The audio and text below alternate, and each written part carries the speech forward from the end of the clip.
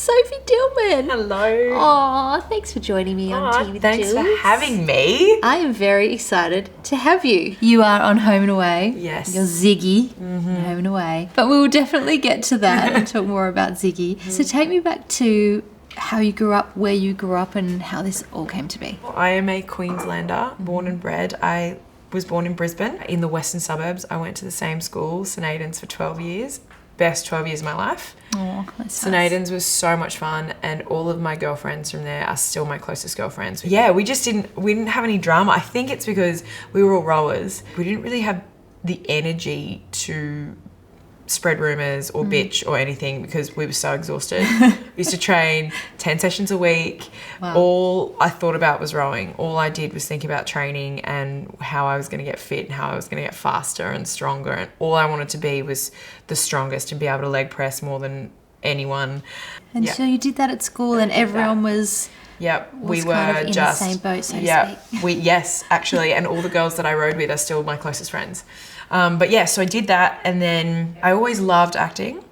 I always did drama, but I just didn't think it was a realistic option. My whole mother's side of the family is medical, and my father is a lawyer. So I sort of didn't think out of that scope ever. So when it came to sort of choosing career paths, I just went, well, mum's a nurse, I'll be a nurse. So I chose nursing and paramedics as a dual degree. My drama teachers always said to me, you've got to go to NIDA or do acting or something. And I was just like, I didn't think that could ever happen. And then I spent the first month at university hating every single thing about it. I dropped paramedics and just went, oh, this is not good. So once I did that, I finished the degree and I ended up liking the stuff. I really like gruesome stuff. I like gruesome stuff. I know that's gross, but I really like gruesome stuff. The best part about nursing, and I think the best thing that I love about nursing and acting, is the people. I'm really fascinated with people and their stories. Yeah. And I find that you see the most incredible things and the most incredible success stories. And I think that's what makes you a good actor. You have to become a different person, so you have to be able to take things from all your experiences and people you've met along the way and put it inside your body and then become somebody else. Do you think that served you well? Yeah, definitely. I think I've learnt bits from everywhere. Waking up at 4 o'clock in the morning at -4 degrees to get in a rowing boat and row in the freezing cold with your hands covered in blisters and your feet covered in blisters and hating your coach so much when everyone in the boat's on their period. Like you learn to just get through it. And I suppose more than anything, as an actor, most of the time you're going to be unemployed. I've gotten so lucky with this job. I cannot believe that I've been able to work so quickly out of acting school. But most of the time you need to just be going to audition after audition, keep your chin up, keep working hard, keep doing your voice work, keep doing your emotional work, keep reading scripts. And I think the practice that I had, having to train so often and so regularly, has put me in good stead for that. So how did you get on Home and Away, Soph? Well, 'cause that's hard too. Yeah, I mean, so I finished acting school. I went to acting school at QUT in Brisbane. So I graduated, and we do a showcase in Brisbane and in Sydney. Came down to Sydney, did a really fun showcase, and got so lucky having a few agents take interest in my work. Packed up my life and moved to Sydney, and that was incredibly scary. I spent a year working in women's health as a nurse while auditioning, and that was quite taxing on me because I was in a new city that is so much bigger than Brisbane. I knew only actors. I was working in a really rewarding nursing field, but very stressful nursing field. And I sort of got to the end of the year and went, I can't do this nursing anymore. It's taking a very big emotional toll on me. So I'd booked a holiday to Vietnam with my partner. Then I got a call 2 weeks out from my holiday. You've got a Home and Away audition. I was like, great, this will be my last audition before my holiday, hopefully. So normally you get an audition. If you do well, you get a call back. And from the callbacks, they pick the final. So my goal was to get to the callback. I wanted to be seen in a top 5 situation where I was like, yes, I can take a role. I did the audition. I was one of the first people to audition for it. And I was like, that felt really good. I think I'm going to get a callback. Were you auditioning for Ziggy? For Ziggy? Yeah, you were actually for Ziggy. auditioning for that role? Yeah. Yes. So I did it. I came out of the audition. I was like, oh, that felt good. I think that felt good. And then sort of a week later, I got a call for the callback. They were like, yes, we want you for the callback. And I got to the callback, and Ziggy's a badass, right? So I was wearing black jeans, black biker boots, and a band top, an AC/DC shirt. Yeah. And I get to the callback, and everyone is wearing white jeans and blue button-ups. Everyone. There are 5 girls going for Ziggy, and everyone is blonde, wearing white jeans and blue button-ups. And I was like, oh, shit. Oh, no, I missed a memo. I'm going back through my emails going, they've changed the character. I'm here at the wrong time. What's going on?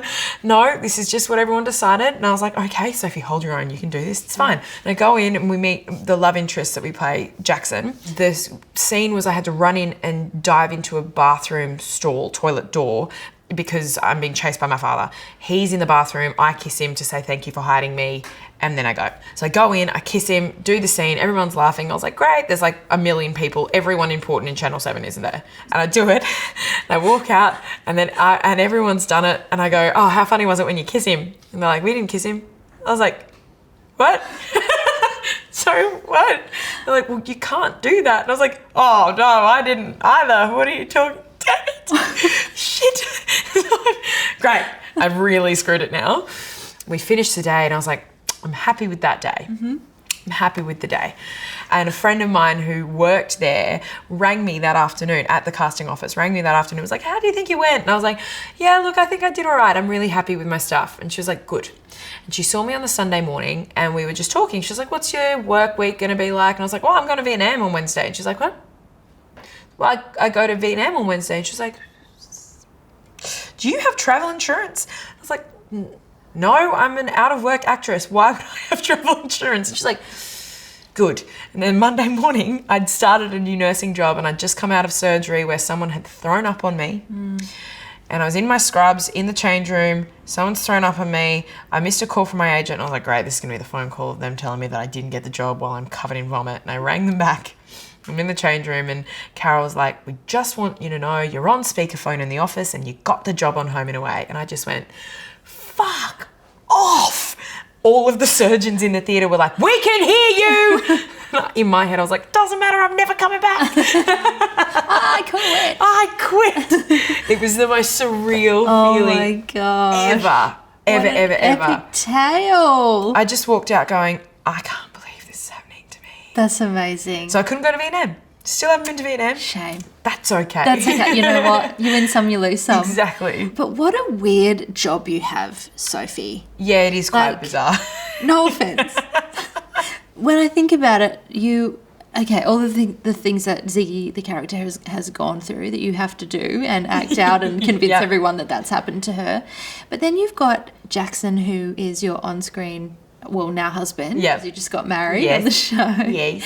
Who you have to act as though you're in love and you've got a husband. All this research I'm doing on you to do this interview, and I'm just like, oh, wow, this is a thing. Like, the Daily Mail is onto this, and there's photographs of Sophie doing that, and there's speculation on, Jackson and Sophie, and people make up stories about it, and people want that to kind of be real because they love Home and Away, and they want that to be, like, that is hard to deal with. Yeah, it's pretty strange, and you don't think about that part. No, you're just like, I'm a working actor now. Yeah.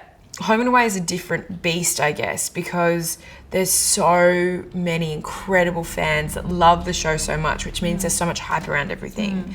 And you're right, they want Ziggy to be real. Yeah. So when I started the first day on set, there was a pap there. And I just went, I'm sorry, I have to deal with what now? Yeah. The producer said to me in particular, they love making stories up about the girls, which I find really annoying. But it's just more interesting, apparently. So there's all sorts of things about our on and off screen, of Jackson and my on and off screen chemistry.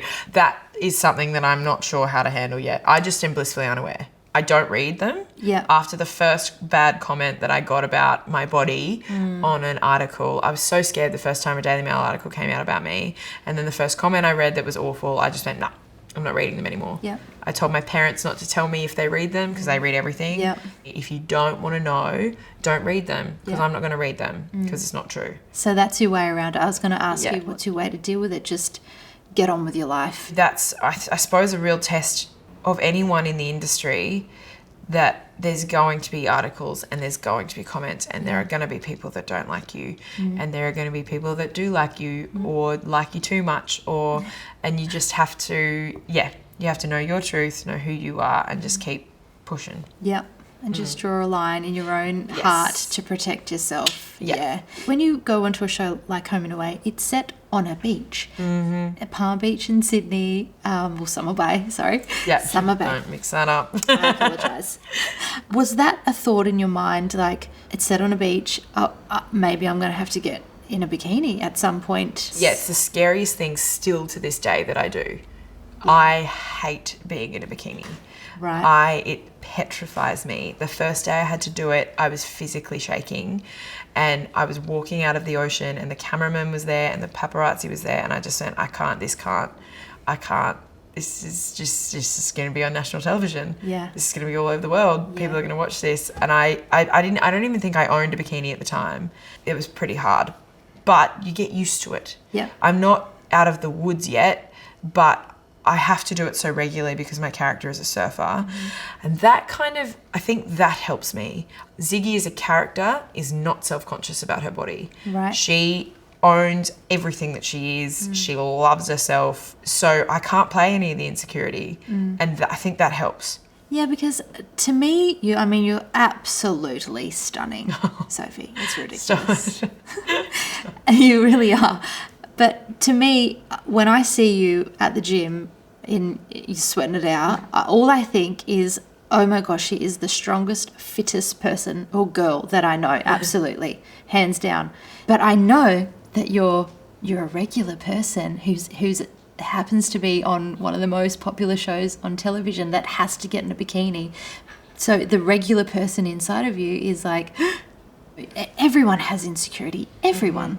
So that mental battle would be epic. Yeah, it's huge. There has been days where the poor wardrobe girls have been sitting with me. I'm like, guys, please, I can't do it today. Please, I can't get in a bikini today. Yep. I can't stand there in a bikini today. And everyone is just so supportive at work. They're so lovely. But I suppose also I find it harder because I am very inspired by strong and fit women, as I'm very inspired by you, Jules. You're a very fit little fiddle with very trendy gym gear. Very trendy gym gear. If I bring nothing, I bring good gym gear. But I like the look of really muscly and strong women, but not everyone does. And there has been backlash about that and about me and being thicker and being curvier and all that sort of thing. And I hate that it affects me because I would hate to think that anyone would look at me and go, I have to lose weight to look like her. Or any little girls would go, she does things that are harmful or pushes herself the wrong way because she wants to look a certain way. I think that's appalling, and I would never want anyone to think that of me. But somehow it just is always still, there's just sometimes a niggle, which sucks. The struggle is real for everybody. Yeah. Can I ask what's your relationship with social media? Because it's a bit of a beast. Still growing, I would say. I only had a social media account for my friends and family before I got the job. And then very quickly I learnt that it is part of my job now. Having a social media presence is a part of my job. I am not particularly savvy with it. I try and just post things that I like. I try and post things that are positive. I try and put things up that are as authentic to me as possible. But also I know that because it's part of my job and is very good at assisting me with my job, I put things up that'll assist too. I've had a couple of really awful moments with trolls on my social media that have really given me a bad taste in my mouth about it. How did you handle the troll situation? It ended up being handled well, but I started not well. It was on a post of a group of me and 3 of my friends, and the troll attacked one of my girlfriends. And the worst part was I put the photo up, the troll happened overnight and I hadn't checked it. And then I was out of range because I was on a photo shoot. I was shooting for work all day on a boat, no reception. And then all of a sudden I got some reception and got a flood of messages, and I got on and read them and just started crying. And my initial reaction was I wanted to private message them and say all the horrible things back. I understand that is not the right way to do things. So I took a breath and spoke to my publicist. She said, we've got to breathe till the afternoon. And then I put a post up suggesting I don't accept that kind of behaviour. No one will ever speak to me or my friends like that. Everyone should be loved and loved equally, and I'm not about that. All the while seething because I just don't understand how people can be so horrible to people that they don't even know. Yeah, you just have to call people out on it and then try and get that out of your head and get on with your day and your life. It's just totally unfair. It's totally unfair. And not necessary. Yeah. What do you gain from being awful like that? Nothing. Yeah. I guess that's why people like us just have to keep putting the good stuff out there. Absolutely. And hope that people catch on and pass it on. Yes. Yeah. Spread love. Spread love. Thank you so much for joining me today. It has been a pleasure, truly. Thank you so much for having me. It's been so much fun. Oh, thanks so.